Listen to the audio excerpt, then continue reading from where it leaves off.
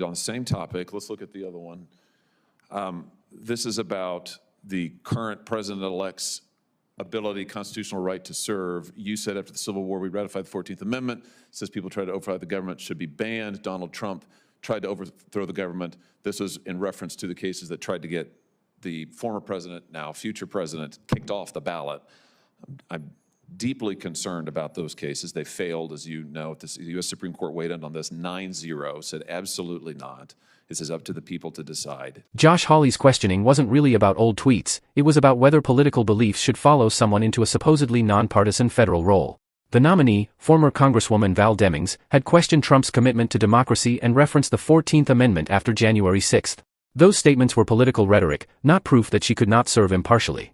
Hawley had a legitimate record on rural postal problems. He repeatedly pressed USPS over Bering, Missouri, after its 2023 EF2 tornado damage and introduced legislation requiring faster reconstruction. The evidence actually shows, Bering eventually reopened in March 2025, after the hearing. The strongest counterargument is that Demings' criticism of Trump was constitutionally protected political speech. Still, Hawley's broader argument is reasonable. Bipartisan institutions require professional neutrality. Like and subscribe for more bold commentary, and tell me your opinion. Okay. Let me ask the three of you about, just following up again on something Senator Butler talked about, that is the delay in rebuilding post offices. In Bering, Missouri, this is in Knox County, a little over a year ago, we had an EF2 tornado that knocked out the post office, the Bering post office. We're over a year on from that now, still not reopened. Now, the postmaster has sat right where you're sitting. I asked him about this. He pledged to me that he would get it rebuilt, reopened. I just want to know, from your perspectives, are you willing to commit to me today that if confirmed, you will work to get rural post offices, all post offices, but it's particularly acute in our rural areas that have been put out of service? Will you commit to me to working to get those reopened on a timely basis? You think about this community. This is a small community. They have been without mail, essentially. They got to go drive somewhere far. They've been without mail for over a year. A year. I mean, that's, frankly, I think it's ridiculous. It's so bad that I've introduced legislation that would create a statutory requirement to rebuild these post offices in a timely fashion. So let me just ask you, and after that I have one more question, let me just ask you if you're willing to commit to working on this and to making sure we get these post offices reopened when they are damaged. We'll start with you, Congresswoman, go down the line. In Florida, we also have some extreme weather issues to deal with. So yes, if confirmed, I would commit to getting these post offices reopened as soon as possible. I'd commit to that as well. I would commit to that as well. Okay, thank you. Last thing, Mr. Chairman. Congresswoman, let me just ask you about a little bit of your rhetoric that, I'll be honest with you, I find a little bit worrisome, and give you a chance to address it, because this is a nonpartisan position for which you are being nominated, and I realize you've been in partisan politics, and that's fine. I'm in partisan politics, but that's not this position. So let me just ask you about a thing or two that you've said that I find a little worrisome. Let's start with the democracy one. We heard a lot of talk in this most recent election now concluded about Republicans, and particularly the now president-elect, being a fascist, which I think is incredibly irresponsible rhetoric. You said things like that, I think, Congresswoman. Kamala Harris believes in democracy. Donald Trump does not. What's left to say? That's just from a little over a month ago, 2 months ago, September 10th. Do you want to address that? Just give me your perspective. Give us your perspective for the record about how you see this role, about this rhetoric. Let me just give you a chance to respond. There's one more I want to ask you about after this. And I thank you for that, Senator Hawley. You know, having served as a law enforcement officer, as a police chief, certainly as a member of Congress, I've certainly had opinions about the behavior of individuals on both sides of the aisle.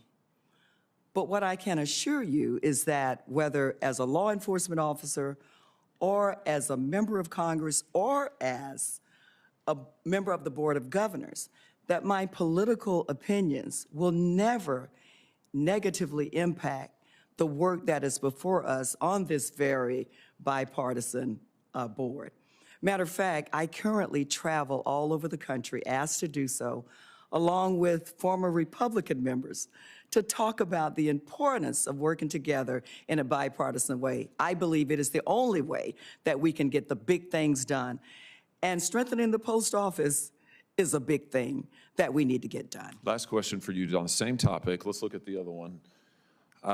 This is about the current president-elect's ability, constitutional right to serve. You said after the Civil War, we ratified the 14th Amendment. It says people try to overthrow the government should be banned. Donald Trump tried to overthrow the government. This was in reference to the cases that tried to get the former president, now future president, kicked off the ballot. I'm deeply concerned about those cases. They failed, as you know. The U.S. Supreme Court weighed in on this 9-0, said absolutely not. This is up to the people to decide. My question for you is that since this time, since you said that, he's been reelected. He's going to be the next president. If you're confirmed for this, you're going to serve under him effectively. Are you able to do that? And just comment on this, which you said, and your potential future role. Senator Hawley, when President Trump was first elected in 2016, he was not my candidate. But I went to his inauguration because the American people had spoken. And I wanted to, in a very unified way, be there to support the President of the United States because the people had spoken. I believed it was a free and fair election, and it was important for the country to move forward. I was in the House chambers on January 6th. As you well remember, it was a tough time for our nation, I think, for the members of Congress and the American people. Expressing my opinion coming out of that very tough time, we moved forward. The same person has been reelected. The American people have spoken, and I respect the will of the people. Again, I can assure you that any personal opinions or things that were said during a specific time in our history will not negatively impact my commitment to working with the Board of Governors to protect and strengthen the United States Postal Service so those people who live in rural areas that we both care about can receive the service that they deserve. Thank you.